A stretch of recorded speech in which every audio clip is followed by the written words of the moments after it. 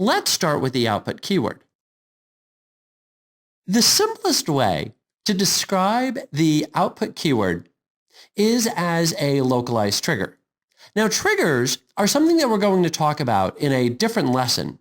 But with the output keyword here, what we'll be able to do inside of an insert, an update, or a delete statement is be able to retrieve the values that have been created, the values that have been modified, or the values that have been deleted. The output keyword is fantastic for being able to log what's been changed or, which is quite commonly necessary, be able to return the modified data back to the user. Now, the way that this is going to be done is by utilizing, first of all, the output keyword and then a couple of special tables that will actually match the target table. The first is going to be the inserted table. Now again, keep in mind that these will match the target table, where the inserted table is going to give us, in the case of an insert statement, the brand new rows that we have created.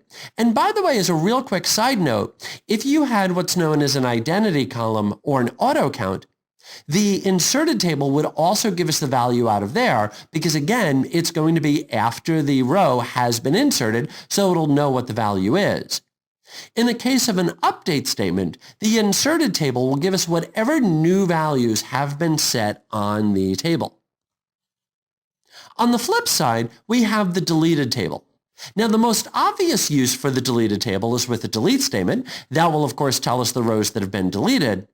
But in the case of an update statement, this will give us what the original values are. Let's take a look at how to utilize an output statement with an update, which is going to give us a great overview of how both the inserted as well as the deleted tables are going to work. Over here, I've got the Management Studio. And so what I'm going to do is I'm going to type out a normal update statement. And in my very simple little example, what I'm going to do is increase the list price for all products with a product subcategory ID of 1 by 10%. So we do that by saying update, production, product, set list price equal to list price times 1.1, where my product subcategory ID equals 1. So very straightforward there. And what I want you to notice is the fact that there's nothing new about this. This is something that we've already discussed. This is a normal update statement. Now, if we want to sneak in the output keyword, what we're going to do is we're going to place that right after the set line. So I'm just going to hit a carriage return, and then I'm going to say output.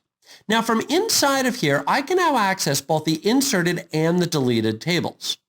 So what I'll do is I'll say inserted, and let's grab the name. Now, we didn't actually modify the name, so in our case, it really doesn't matter where it is that we grab it from. So we'll just go ahead and say inserted.name. And then we'll say deleted, and we'll say list price. And this will give us our old list price. And then we'll go ahead and say inserted list price. And this will give us our new list price. Now, one little thing that's worth noting here is that if we wanted to, we could specify that we wanted to insert those values into another table. So for example, if maybe we wanted to output this to a table that's, going to be logging all the changes, then all we'd have to do is just simply output the couple of different columns into, and then the target audit table that we wanted to place that into. Now, what you're going to notice, the big difference between this and a normal update statement is that rather than just simply getting the number of rows that have been modified, what we'll wind up seeing is the brand new and old list prices along with the product name.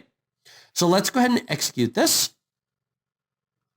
And sure enough, there is our name. And then you'll notice the first column is going to be the old list price, and the next column is going to be the new list price.